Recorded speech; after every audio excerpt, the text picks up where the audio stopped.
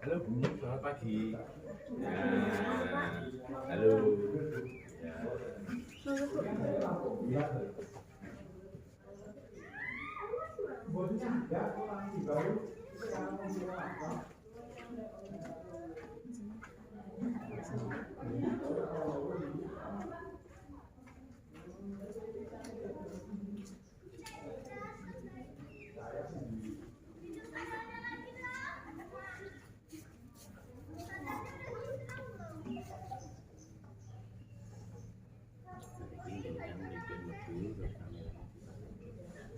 Makasih ya Mas ya.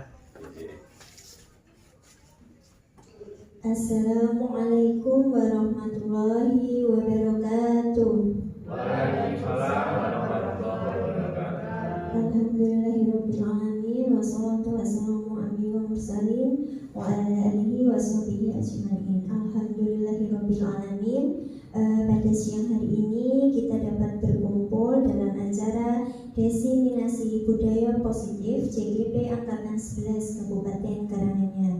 Di sini saya akan membacakan susunan acara, yaitu acara yang pertama itu pembukaan, kemudian berikutnya paparan diseminasi oleh CGP Angkatan 11 Kabupaten Karanganyar, kemudian acara berikutnya tanya jawab, dan yang terakhir penutup. Mari kita buka acara pada siang hari ini dengan membaca basmalah bersama-sama. Bismillahirrahmanirrahim. Untuk acara berikutnya yaitu paparan diseminasi oleh CGP Angkatan 11 Kabupaten Karanganyar. Kepada beliau kami persilahkan. Assalamualaikum warahmatullahi wabarakatuh. Bapak Ibu, pertama-tama marilah kita panjatkan puji syukur kehadirat Allah Subhanahu wa Ta'ala yang mana telah melimpahkan rahmat karunia serta hidayahnya kepada kita semua, sehingga kita bisa berkumpul di ruangan ini dalam keadaan sehat walafiat. Nah, Bapak Ibu, saya ucapkan terima kasih karena sudah bersedia mengikuti kegiatan diseminasi budaya positif yang kami laksanakan. Saya berkolaborasi dengan rekan saya Evian Hidayati, dan juga rekan saya Melania Rizka Puspitasari. Nah, di sini kami melaksanakan diseminasi budaya positif. Nah, kesepakatan sebelum kita melaksanakan kegiatan ini, kita melaksanakan kesepakatan kelas terlebih dahulu. Yang pertama, menjaga kebersihan. Kira-kira Bapak Ibu setuju atau tidak? Setuju. Yang kedua, saling menghargai. Setuju? Setuju. Ketiga, disiplin. Setuju. Kemudian rapi, santun, sopan. Semuanya setuju? Setuju. Oke, lanjut. Selanjutnya, konsep inti budaya positif. Nah, Bapak Ibu, di sini nanti saya dan juga rekan saya akan menyampaikan materi mengenai perubahan paradigma belajar, disiplin positif, nilai-nilai kebajikan, kebutuhan dasar manusia, motivasi perilaku manusia, posisi kontrol guru, keyakinan kelas, dan yang terakhir segitiga restitusi. Selanjutnya, pembelajaran dengan paradigma baru. Pembelajaran dengan paradigma baru ini merupakan pembelajaran yang dirancang berdasarkan prinsip pembelajaran berdiferensiasi, sehingga para peserta didik belajar sesuai dengan kebutuhannya berdasarkan tahap perkembangan sesuai dengan teori psikologi modern untuk mewujudkan profil pelajar Pancasila. Nah, Bapak Ibu, untuk itu kita menyanyikan lagu profil pelajar Pancasila bersama-sama terlebih dahulu, nggih. Bersama-sama sambil tepuk tangan. Mari, 1, 2, 3. Pelajar Pancasila beriman dan bertakwa pada Tuhan Yang Esa dan berakhlak mulia.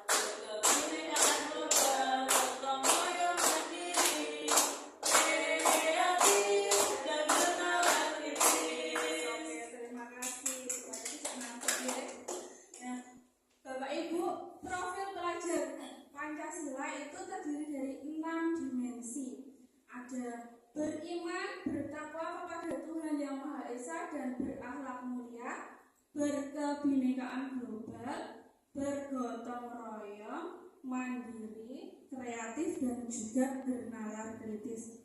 Nah, kira-kira Bapak Ibu, dari 6 karakter ini yang sudah menjadi kebiasaan di sekolah Bapak Ibu, yang mana nggih? Mungkin ada yang mau menyampaikan? Bu Eka. Ya, kebiasaan di sekolah kami biasanya itu sebelum masuk gerbang itu saling ya, salaman itu guru dengan murid, itu juga termasuk ya. Kemudian juga ada pembiasaan sholat zuhur bersama di sekolahan. Terima kasih, sekolahnya Bu Ika ternyata sudah melaksanakan kebiasaan positif. Mungkin ada yang lainnya lagi?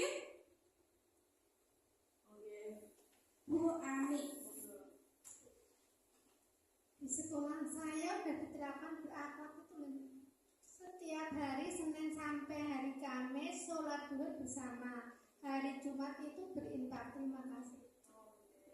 Terima kasih. Ternyata di sekolah Bapak Ibu semuanya sudah melaksanakan ini ya, profil pelajar Pancasila.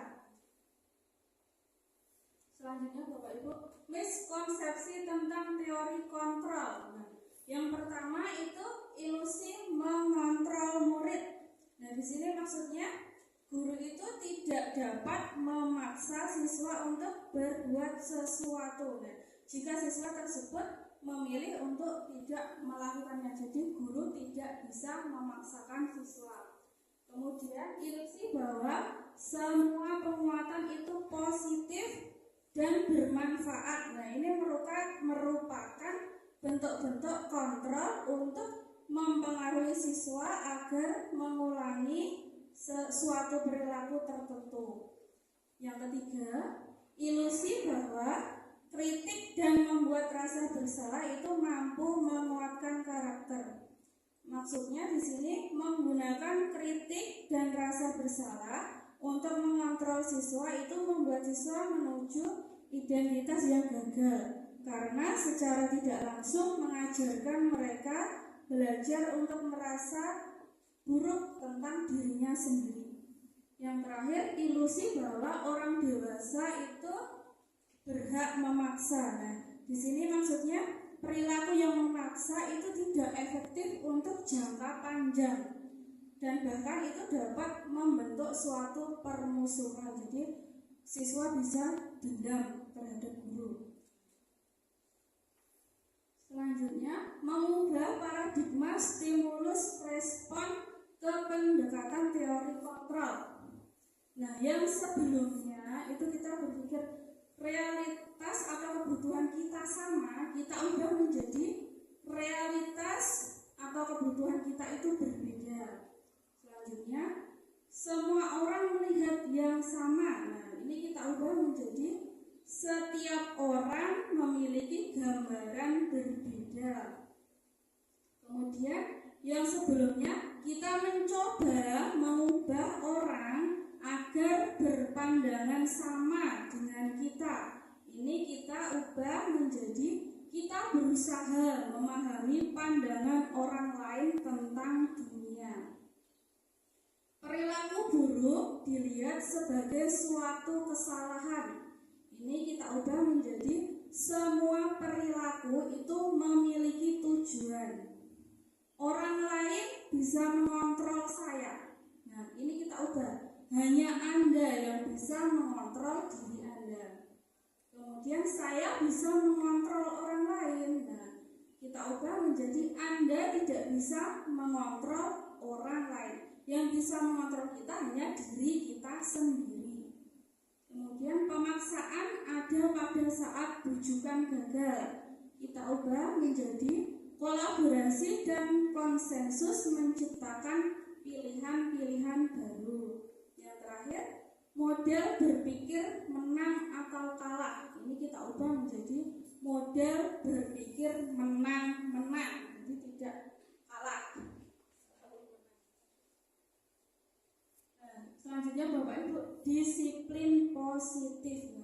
Bapak Ibu ada yang tahu apakah itu disiplin positif? Ada yang bisa menjawab? Monggo, Bu Restu. Menurut saya, disiplin positif adalah suatu cara yang atau metode yang dilakukan atau diterapkan untuk membentuk perilaku anak menjadi suatu kebiasaan yang terkait dengan hal-hal yang mengarah pada kebajikan atau nilai-nilai luhur. Terima kasih Bu Restu. Ya. Disiplin positif itu merupakan salah satu cara ya penerapan disiplin yang bertujuan untuk menumbuhkan kesadaran serta memperdayakan peserta didik untuk menjadi lebih baik dalam jangka panjang. Nah, sebagai pendidik, Bapak Ibu, tujuan kita itu adalah menciptakan peserta didik yang memiliki disiplin diri sehingga mereka berperilaku mengacu kepada nilai-nilai kebajikan universal dan memiliki motivasi intrinsik dalam perubahan perilaku ke arah yang lebih baik. Sebagai guru, kita perlu mendisiplinkan siswa jika berbuat kesalahan, namun tidak melukai perasaan siswa, namun membuat kesadaran pada diri siswa. Nah, nilai-nilai kebajikan atau kebajikan universal itu merupakan nilai yang disepakati bersama terlepas dari suku bangsa, agama, bahasa, maupun latar belakangnya. Nah, Bapak Ibu, ini merupakan contoh nilai kebajikan institusi atau organisasi. Yang pertama, profil pelajar Pancasila. Ini contohnya beriman dan bertakwa pada Tuhan Yang Maha Esa dan berakhlak mulia, berkebinekaan global, gotong royong, mandiri, kreatif, dan bernalar kritis. Yang kedua, contoh dari Ibu Primary Years Program. Toleransi, rasa hormat, integritas, mandiri, menghargai, antusias, empati, keingintahuan, kreativitas, kerjasama, percaya diri, dan komitmen. Contoh yang ketiga itu keterampilan hidup atau life skill. Contohnya dapat dipercaya, lurus hati, pendengar yang aktif, tidak merendahkan orang lain, dan memberikan yang terbaik dari diri. Selanjutnya, kebutuhan dasar manusia. Nah, kebutuhan dasar manusia ini merupakan segala sesuatu yang kita lakukan untuk mendapatkan apa yang kita inginkan. Seluruh tindakan yang kita lakukan ini memiliki tujuan tertentu, dan semua usaha terbaik yang kita lakukan adalah dalam rangka supaya kebutuhan dasar kita itu juga terpenuhi dengan baik.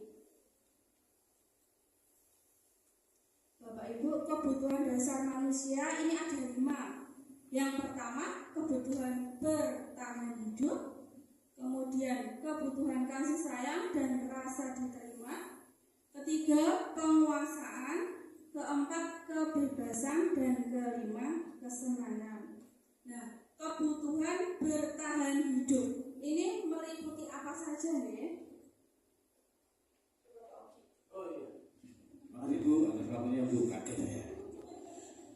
Ternyata ketika dikageti kita menjadi tidak ngantuk. Ini alhamdulillah. Kebutuhan manusia bertahan hidup, artinya apa? Kebutuhan itu jika tidak ada atau tidak terpenuhi, maka ada resiko yang berhubungan dengan hidup. Bukan berarti kok tidak ada kebutuhan hidup terus mati, tapi kualitas hidup yang dia lakukan itu menjadi berkurang. Contohnya kita lapar, berarti kita butuh makanan. Bukan berarti ketika kita lapar terus mati, enggak. Artinya ada kebutuhan-kebutuhan yang harus segera diberikan untuk kita agar hidup itu terus bertahan. Demikian Ibu.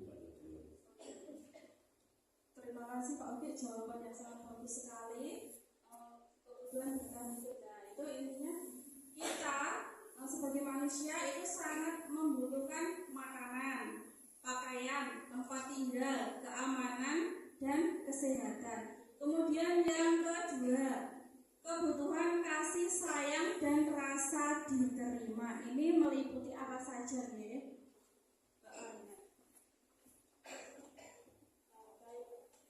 Kebutuhan dasar manusia dari kasih sayang dan rasa diterima itu meliputi rasa diterima, dipedulikan, berbagi, kerjasama, dan menjadi bagian dari kelompok. Terima kasih Bu Karina, jawabannya sangat bagus. Kemudian untuk kebutuhan dasar penguasaan, nah ini meliputi apa saja ya, Bu Ani?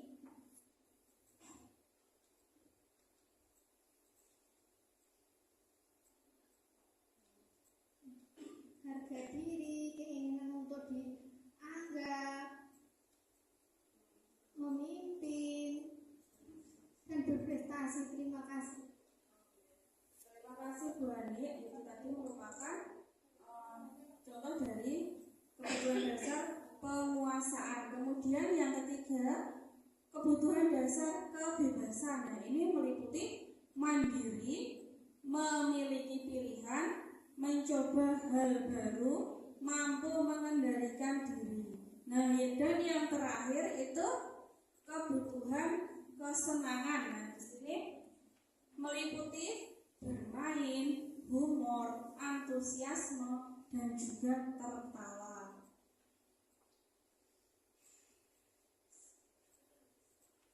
Nah, selanjutnya Bapak Ibu ini motivasi perilaku manusia. Nah, manusia itu kita setiap melakukan sesuatu pasti mempunyai motivasi. Nah, motivasinya itu ada dari motivasi eksternal dari luar dan juga motivasi internal dari dalam diri kita. Yang motivasi eksternal itu untuk menghindari ketidaknyamanan atau hukuman. Yang kedua, untuk mendapatkan imbalan atau penghargaan dari orang lain. Jadi kita melakukan perilaku tujuannya supaya mendapatkan menghindari ketidaknyamanan atau hukuman, kemudian supaya mendapatkan imbalan dan penghargaan. Yang motivasi internal itu untuk menjadi orang yang mereka inginkan dan menghargai diri sendiri dengan nilai-nilai yang mereka percaya. Ini menghargai diri sendiri. Nah, Bapak Ibu, ini hukuman, konsekuensi, dan restitusi. Nah, ini ternyata ketiganya itu mempunyai perbedaan. Yang hukuman itu tidak terencana atau tiba-tiba. Murid tidak tahu apa yang akan terjadi atau tidak dilibatkan. Kemudian bersifat satu arah, berupa hukuman fisik atau psikis. Selanjutnya konsekuensi, ciri-cirinya terencana atau disepakati sesuai peraturan. Murid tetap dibuat tidak nyaman. Kemudian sikap guru selalu memonitor murid. Yang restitusi, ciri-cirinya proses menciptakan kondisi bagi murid untuk memperbaiki kesalahan. Proses kolaboratif yang mengajarkan murid untuk mencari solusi sendiri. Nah, jadi kesimpulannya ini hukuman itu bertujuan untuk menghentikan perilaku negatif dan menegakkan keadilan. Hukuman itu dapat digunakan dengan hati-hati untuk menegakkan aturan. Selanjutnya untuk konsekuensi itu tujuannya untuk membantu orang belajar dari tindakan mereka sendiri. Konsekuensi logis itu dapat membantu siswa belajar dari tindakan mereka. Yang restitusi tujuannya untuk memperkuat nilai-nilai tanggung jawab dan pemulihan. Restitusi ini dapat memperkuat nilai tanggung jawab. Jadi kesimpulannya Bapak Ibu, hukuman itu digunakan untuk menegakkan keadilan. Konsekuensi yang logis akan membantu siswa untuk belajar dari tindakan mereka sendiri, sedangkan restitusi dapat memperkuat nilai tanggung jawab serta pemulihan. Untuk selanjutnya dilanjutkan oleh rekan saya Melania Rizka Puspitasari. Baik, Bapak Ibu, terima kasih atas waktunya yang telah diberikan kepada saya. Sebelum saya melanjutkan, saya meminta Bapak Ibu untuk tersenyum terlebih dahulu. Mari kita senyum terlebih dahulu. Oke, baik. Mari kita berpasangan terlebih dahulu. Kita ice breaking. Berdiri jumeneng terlebih dahulu. Ya, tangannya seperti ini, tapi selang-seling. Ya. Baik. Ketika saya bilang atas, tangan yang paling bawah ke atas. Ya. Ketika saya bilang bawah, tangan yang paling bawah atas ke bawah. Bisa diterima? Bisa. Sambil tersenyum ya, jangan ada yang susah ya. Ya, kita coba atas. Ya, konsentrasi dulu ya. Ya, konsentrasi dulu ya. Kita coba lagi. Atas.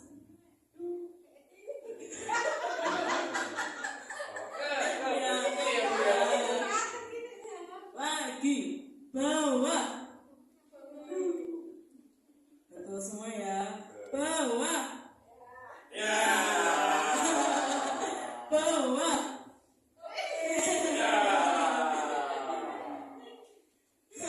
Atas. Bawah. Bawah. Bawah. Bawah.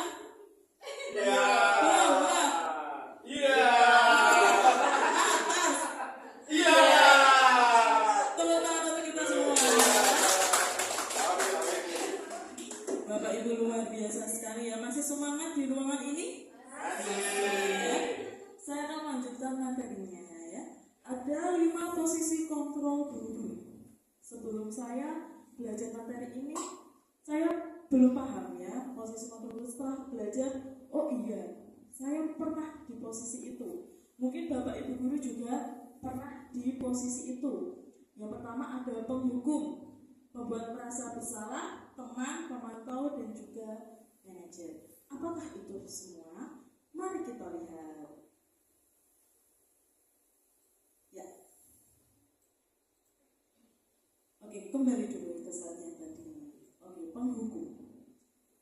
Penghukum di sini kira-kira arti dari kata penghukum itu sendiri apa? Iya. Ya, penghukum itu guru ketika melihat murid atau siswa yang melakukan kesalahan, maka guru itu langsung memposisikan diri, mengambil langkah, memanggil murid, dan memberikan hukuman atas apa yang dilakukan oleh murid. Jadi murid ketika kesal murid ketika bertemu dengan seorang guru yang demikian, maka murid biasanya akan cenderung untuk menghindar atau menghindari atau berbuat kesalahan tapi langsung pergi agar tidak terkena hukuman. Demikian Ibu. Terima kasih Bapak, jawabannya sangat luar biasa sekali. Jadi penghukum ini bisa berupa hukuman fisik ya. Zaman dahulu kita bersekolah terlambat, lari, ya lari itu keliling lapangan 7 kali ya. Menghormat bendera atau menulis saya terlambat sampai 200 kali ya. Lalu membuat rasa bersalah. Membuat rasa bersalah itu dari kata itu dulu. Saya meminta Bapak Ibu, monggo Bapak, membuat rasa bersalah. Terima kasih waktu yang telah diberikan kepada saya. Saya mencoba memberikan sesuatu dari pertanyaan pendidikan tadi, membuat merasa bersalah. Kita sebagai seorang pendidik, sebelum kita belajar tentang ini sebenarnya pasti merasakan ya,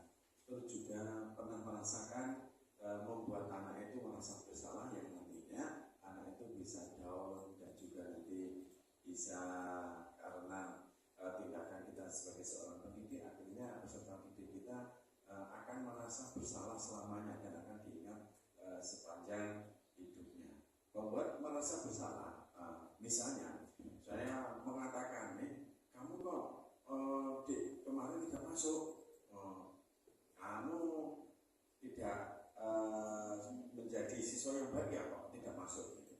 Seperti itu Bu, masih. Ya, tadi jawaban yang sangat luar biasa. Tadi penghukum tadi biasanya fisik, ya, biasanya perkataannya seperti apa ya Bapak Ibu kira-kira? Bu Ani kalau sebagai penghukum itu biasanya perkataannya Bapak Ibu guru seperti apa? Terima kasih. Sebagai penghukum,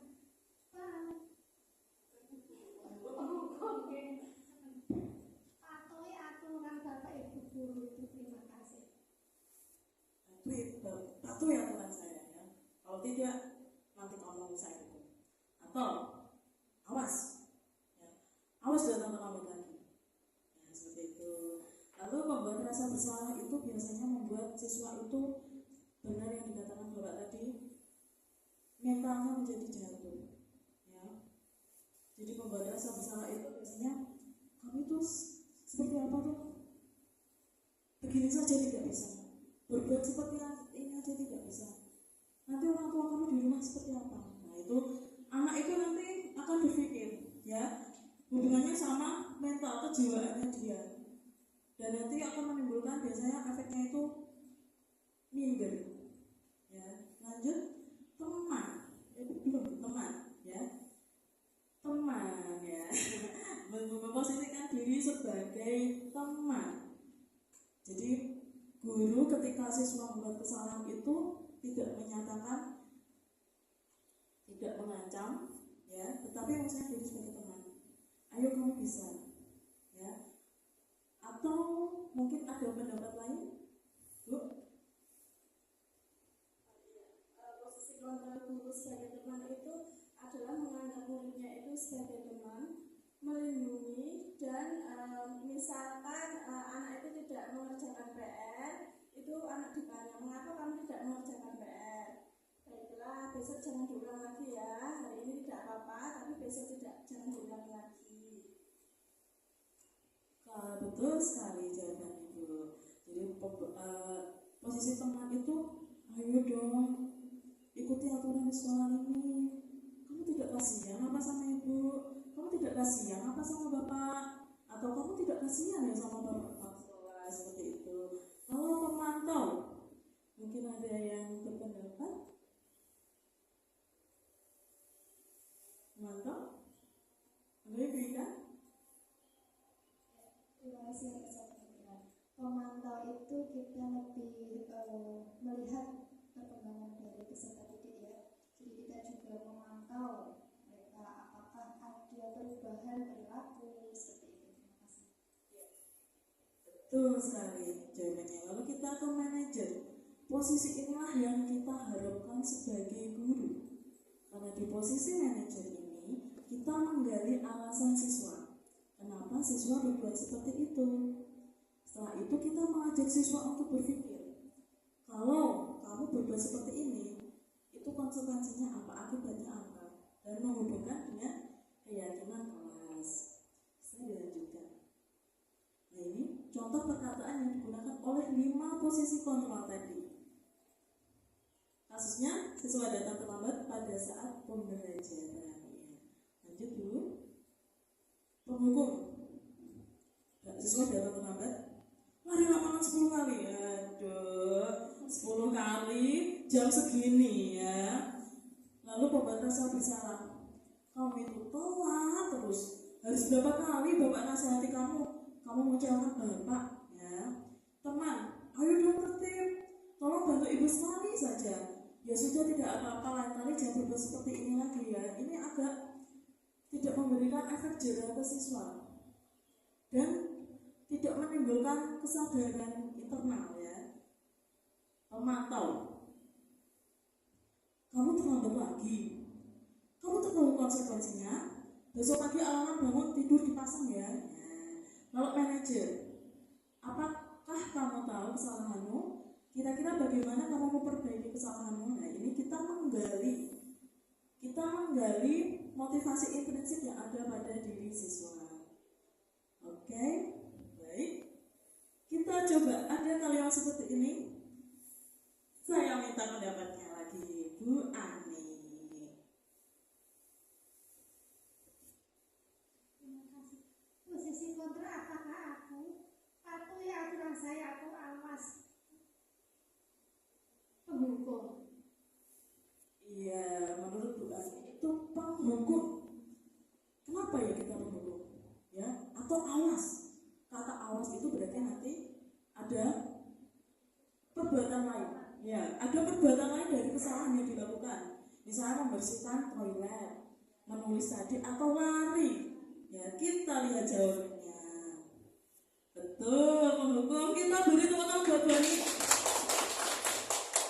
Yang kedua, siapa ya?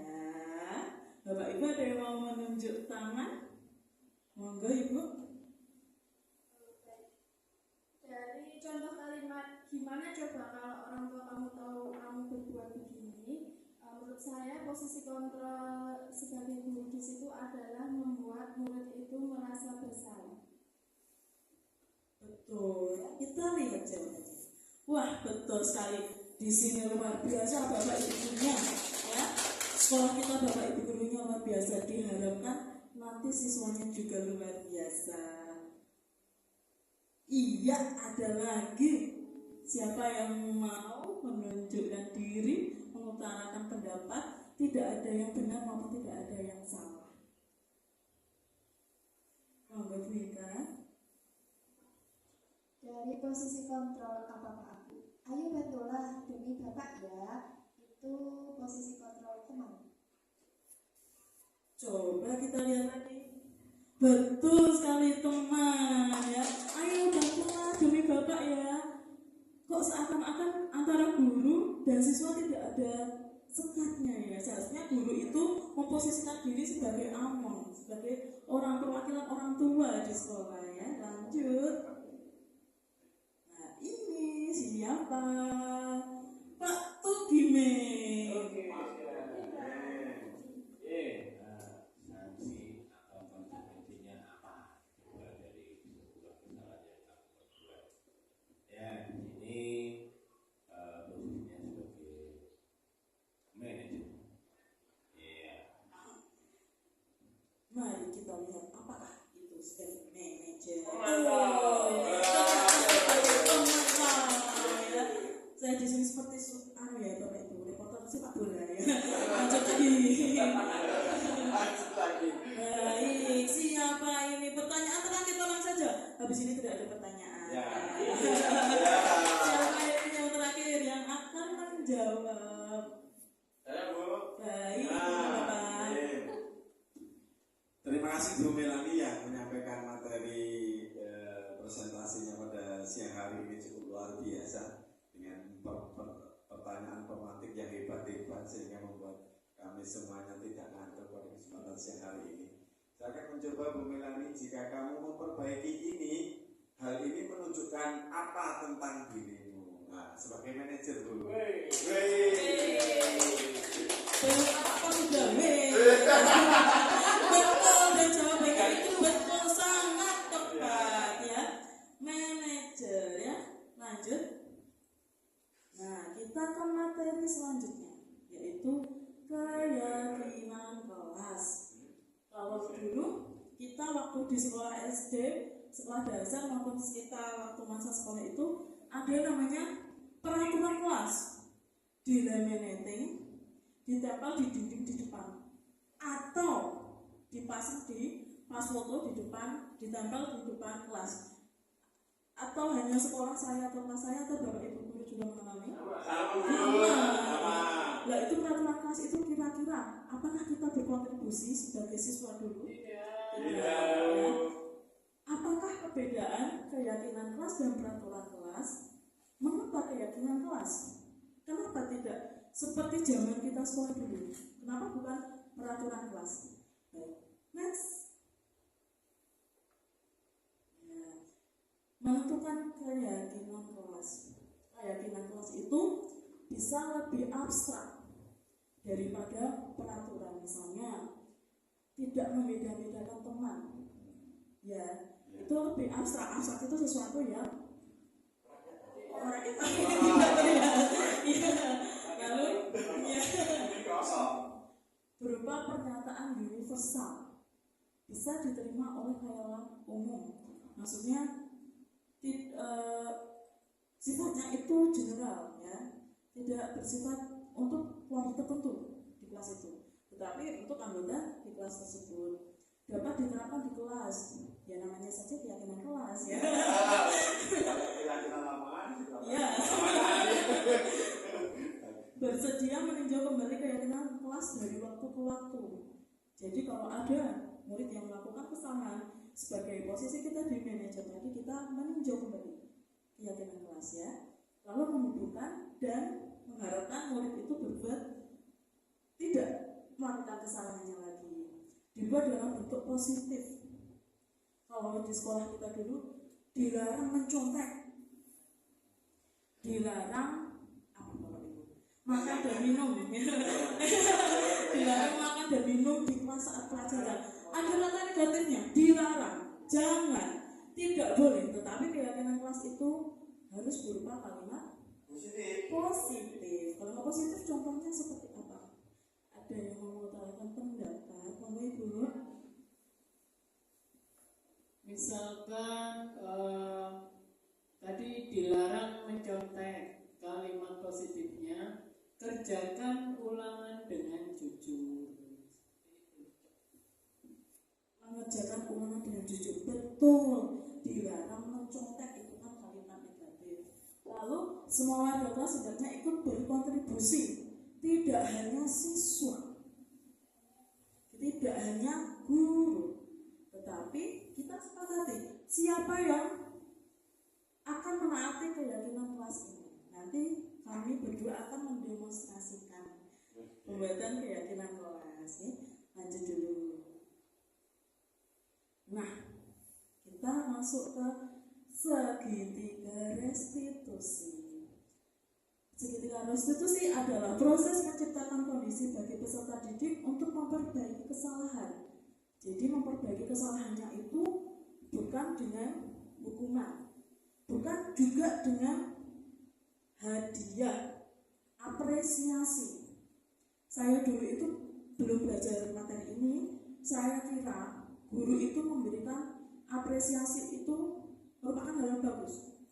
Tetapi jika dilakukan terus-menerus, itu tidak menimbulkan efek yang bagus. Karena apa? Tidak menimbulkan kesadaran yang ada pada diri siswa. Saya berbuat ini, oh saya ingin hadiah dari ibu itu, saya ingin uang misalnya, saya ingin diberi pensil. Tetapi di segitiga restitusi ini, itu kita menimbulkan motivasi intrinsik, motivasi internal, kesadaran, keyakinan. Kalau kamu berbuat ini, mengapa kamu berbuat seperti itu? Mari kita saksikan lagi. Ya, ada 3 tahapan. Bapak, boleh dibantu saya membaca? Boleh. Terima kasih Bu Melani. Ya, menstabilkan identitas Bu Melani. Ya. Kita semua akan selalu melakukan hal terbaik yang bisa kita lakukan, itu menstabilkan identitas. Selanjutnya, validasi tindakan yang salah. Itu semua perilaku memiliki alasan. Dan yang terakhir, menanyakan keyakinan bahwa kita semua memiliki motivasi internal. Terima kasih ya sudah dibacakan dengan sangat-sangat bagus ya. Menstabilkan identitas kita. Next dulu. Ya, langkah pertama itu menstabilkan identitas. Mengapa menstabilkan identitas? Pada saat melakukan pelanggaran, biasanya misalnya ada kasus anak berkelahi, si Anton sama Budi ya berkelahi, pasti emosinya tinggi semua, mau berkelahi. Nah itu kalau guru memanggil, kamu tuh langsung memarahi, emosi guru yang dahulu yang keluar, anak juga masih dalam keadaan emosi, anak itu tidak akan berpikir jernih. Nah, dengan menstabilkan identitas ini, kita meredam, ya kita berusaha meredam emosi anak dulu, ya. Biasanya perkataannya seperti itu, ya Bu Guru tahu ya kamu melakukan ini, Bu Guru juga dulu pernah sebagai siswa juga, Bu Guru pun juga manusia. Kalau manusia pasti melakukan salah, ya. Lalu yang kedua, ini tidak ada manusia yang sempurna, ya. Saya juga pernah melakukan salah seperti itu. Kita redam emosi anak, ya. Lalu setelah kita redam emosinya, kita tanyain. Tadi sudah diterangkan oleh Ibu Evi. Ternyata ada beberapa motivasi anak itu melakukan kesalahan. Ada kebutuhannya yang tidak terpenuhi. Nah, di validasi tindakan yang salah ini, kita tanyain, kenapa kamu melakukan perbuatan ini, kenapa? Pasti anak menolak. Dan penerapan restitusi ini, kita harus berusaha meredam emosi kita, ya, karena sebagai guru itu meredam emosi itu juga hal yang kalau saya sebagai guru itu susah. Kalau ada anak yang ngambek, pasti kamu yang kita redam dulu, ya. Jadi anaknya emosinya tinggi, kita harus berani mengalah, ya. Ini contoh kalimatnya, saya boleh dibacakan Ibu? Bu Melani, contoh kalimatnya, kamu pasti punya alasan mengapa melakukan hal itu. Kamu patut bangga pada dirimu sendiri karena kamu telah melindungi sesuatu yang penting buatmu. Kamu boleh mempertahankan sikap itu, tapi kamu harus menambahkan sikap yang baru. Terima kasih. Lanjut. Anak ketiga itu menanyakan keyakinan, seperti yang sudah saya terangkan tadi. Menanyakan keyakinan yang sudah kita sepakati, ya. Sudah kita sepakati, bukan kita buat. Sepakati antara guru dan siswa, ya. Lanjut dulu. Nah, ini apa yang kita percaya sebagai kelas atau keluarga? Kita percaya apa? Aturannya di sini kayak kok aturan lagi, ya. Keyakinan kelas di sini tertulis seperti apa? Dulu kita sudah menyusunnya loh, ya. Kalau kamu berbuat seperti ini, konsekuensinya apa? Nah, inilah apa tadi langkah yang ketiga. Baik, kita sudah menyelesaikan materi hari ini. Saatnya kita berrefleksi dan tanya jawab. Yang pertama dulu, pertanyaannya. Nanti mic-nya minta tolong diputar, ya. Pertanyaan pertama, tidak berpikir berat, tenang saja, ya. Bagaimana perasaan Anda setelah mengikuti diseminasi hari ini? Monggo, Bapak. Perasaan saya hari ini sangat bahagia mendapatkan sebuah pengalaman baru dari Rusia tentang pengalaman yang Rusia sampaikan. Dalam hal ini saya menjadi lebih paham, lebih semangat lagi untuk belajar. Makasih Bu.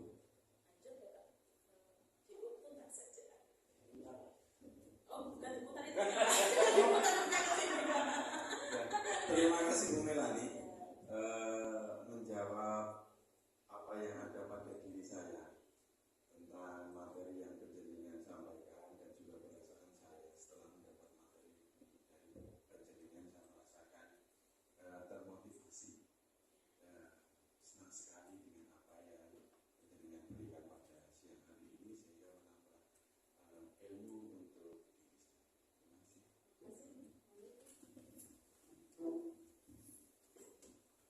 Terima kasih. Perasaan saya setelah memperoleh diseminasi dari Bu Rizka atau Bu Melani di sini, saya mendapatkan pencerahan dari apa-apa yang dulu masih rancu pemahaman saya tentang budaya positif sekarang menjadi jauh lebih paham. Terima kasih. Baik, bagi saya setelah mengikuti diseminasi ini, saya menjadi lebih paham apa itu disiplin positif, seperti restitusi, dan nantinya semoga bisa saya terapkan ketika saya di sekolah. Terima kasih. refleksi pada hari ini setelah Bu Melani dan Ibu Evi menjelaskan memaparkan tentang disiplin positif. Perasaan saya tentunya senang karena mendapatkan ilmu baru mengenai disiplin positif yang pastinya nanti akan saya implementasikan pada sekolah saya. Terima kasih. Terima kasih. Refleksi hari ini adalah setelah saya mendengar dari definisi Bu Rizka, saya merasa senang hari ini dan mendapat ilmu yang baru. Disiplin seakan saya terapkan di sekolah saya. Terima kasih.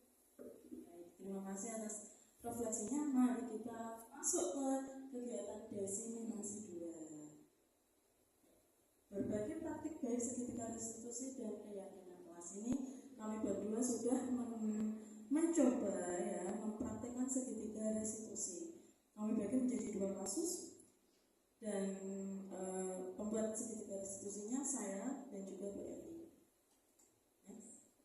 Untuk kasus pertama itu ada seorang anak bernama Jessica, Yohana, dan Naila. Jessica itu tiba-tiba merebut bukunya Naila sehingga bukunya robek. Sedangkan Yohana itu bilang permisi dahulu, baru Naila meminjamkan bukunya dan bukunya aman, tidak robek ataupun tidak rusak. Mari kita lihat videonya.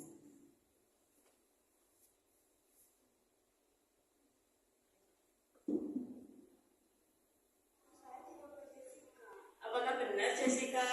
Ya benar, Mbak sengaja naik dari mana? Gimana kronologinya kok bisa kesobek bukunya? Jadi gini Bu, saya pinjam punya Naila, saya pegang terus sama Jessica dirobek. Sebenarnya saya nggak sedang terobek, cuma pinjam.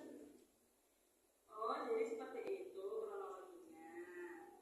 Sebagai manusia, terutama sebagai siswa, guru juga sebagai siswa tidak ujuk-ujuk jadi guru ya. Sebagai siswa, guru pun juga melakukan kesalahan yang sama. Bu Rizka tidak sengaja juga merobek buku temannya Bu Rizka ya. Sebagai manusia terutama kita tidak luput dari salah ya.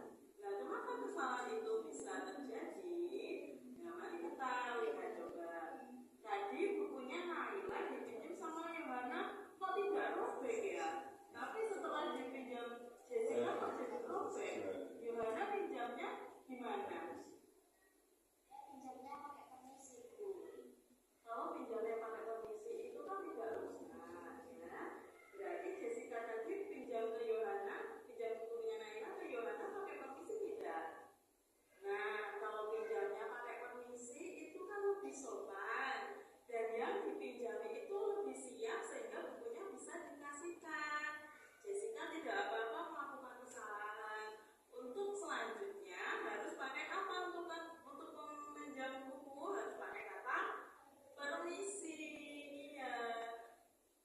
Kalau Jessica sanggup tidak melakukan kata permisi itu karena bukunya sudah robek, Jessica minta maaf ke Naila ya, karena bukunya itu bukunya Naila.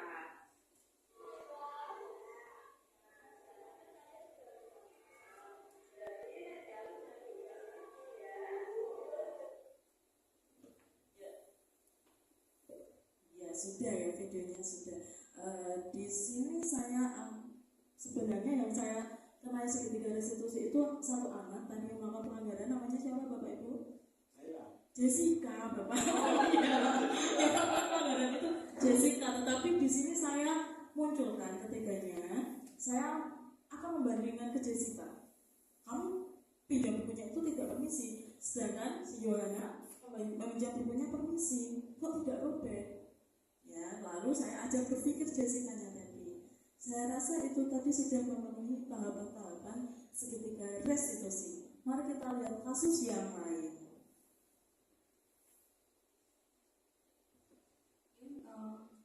Bapak Ibu, ini contoh penerapan segitiga restitusi. Kasus yang kedua itu Queen adalah siswa kelas 5 di SDN Karangbangun. Rumah Queen itu dekat dengan sekolahan. Namun Queen hari ini datang terlambat karena tidur yang terlalu malam. Queen tidur terlarut malam, alasannya karena bermain gawai. Guru menggunakan segitiga restitusi untuk menerapkan disiplin positifnya. Selanjutnya, guru memenuhi kebutuhan dan mendamaikan keadaan. Untuk videonya berikut ini.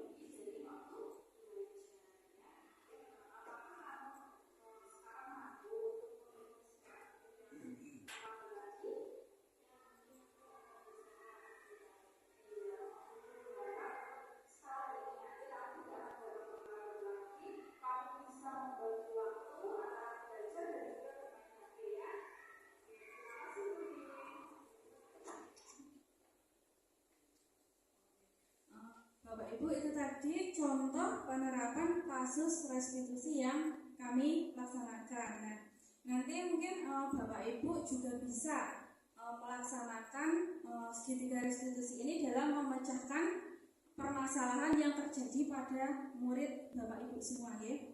Untuk selanjutnya Bapak Ibu, nah ini merupakan contoh penerapan penyusunan keyakinan kelas. Kemarin kita melakukan kolaborasi menyusun keyakinan kelas bersama.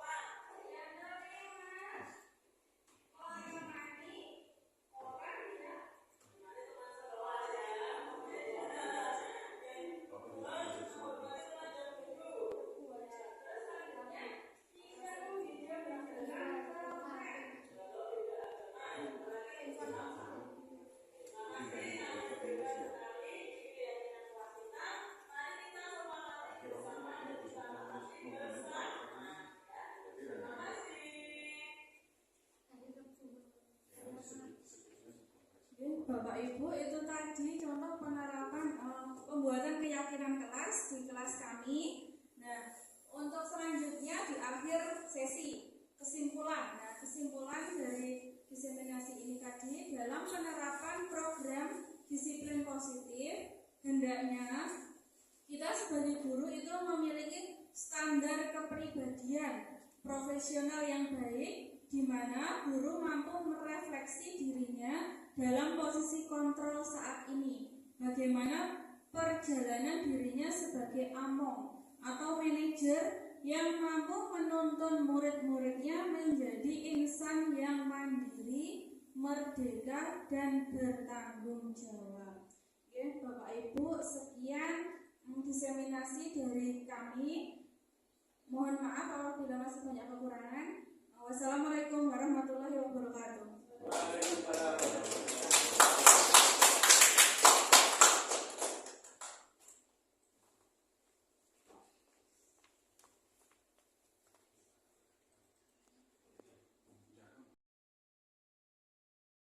Alhamdulillah, acara pada siang hari ini sudah kita laksanakan dengan lancar. Saya ucapkan terima kasih kepada Bapak Ibu yang sudah berkenan hadir pada siang hari ini. Untuk menutup acara pada siang hari ini, mari kita membaca hamdalah bersama-sama. Alhamdulillahirabbil alamin. Wassalamualaikum warahmatullahi wabarakatuh.